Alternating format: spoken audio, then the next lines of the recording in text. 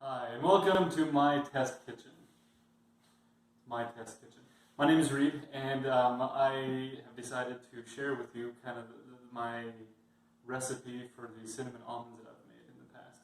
Some of you have tried them, some of you have not, but now you can try. Now you can make them yourself and enjoy them yourself. These are good for. We've recently learned that they're good on a trail, when we're backpacking and whatnot. They're actually really good for the holiday season, which is not for 6 months, but they're still good then. Or you could also eat them. But anyway, so what we do is what we have here is the recipe is 2 cups of almonds, 1 cup of sugar, whatever sugar you want to use, whether it be raw or the other nasty stuff, whatever you want to use, it's perfectly fine. A tablespoon of cinnamon and a half a cup of water. That's the recipe essentially. So, but the more important thing is to get these things roasted. So I have 2 cups of raw almonds from Costco in this case. What I'll do is I'll just put them in here, make sure they're kind of evened out a little bit, and then start to get these things a little bit warmed up here.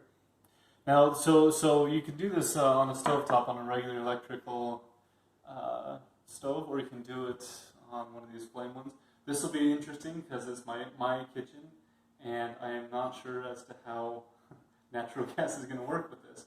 So I'm testing it. So if you want to come over here and look, this is as low as it'll go probably. You can't really see the flame, but you can see the burner that it's between medium and low. And what we want to do is it's going to be a slow and gradual roast. If you go too high too quickly, it'll burn the almonds and you'll have burnt almonds. But if you go low and slowly increase the temperature as you go, you're going to get just the right roast that you want. Now all I do to mix these things up is you can go with one of these spatulas. Not a spatula, but a wooden spoon. You can mix them up like this, or you can try to be creative and do the whole chef thing and mix them up that way. Either way, it's entirely up to you, but you want to make sure that these things are evenly coated with their roasting. So in the next 5 or so minutes, I'm going to slowly increase the temperature and slowly keep going until these almonds are so hot that you can't really put your hand over the top of it without regretting it. So come back and then we'll go from there. So welcome back. Little update. I put 2 cups of almonds into my pan here. You can tell by the color it's very much different from what it started out with. I let that do its thing for, I don't know, half hour, 30 minutes or so, and slowly increase the temperature as we went. And now we're at the stage where it gets a little dangerous. So here we go. You need these because it's dangerous. So, all right. This is a half cup of water, and if you don't believe me that it's at medium temperature, watch.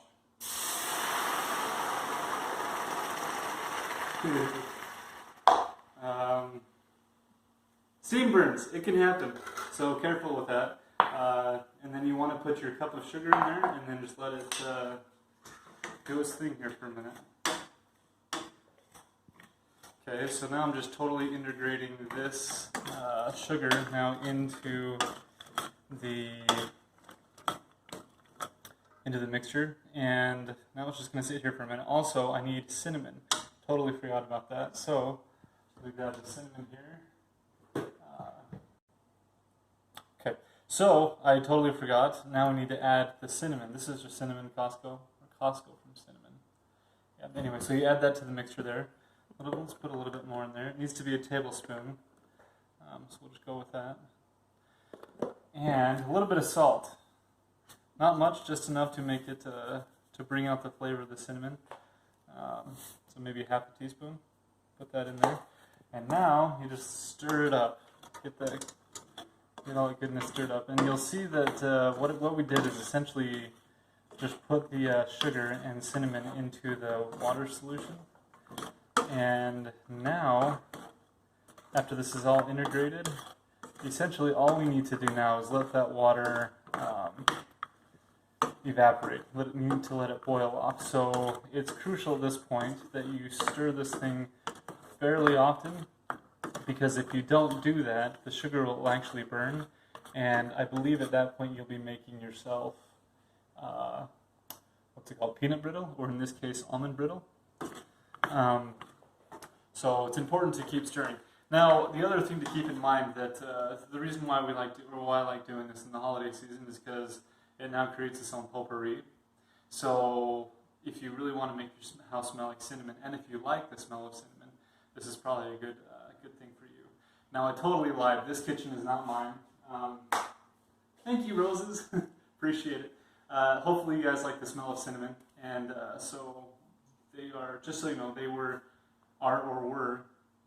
visiting some family. And when they come back, hopefully the smell of cinnamon will be in the air and they'll actually appreciate it.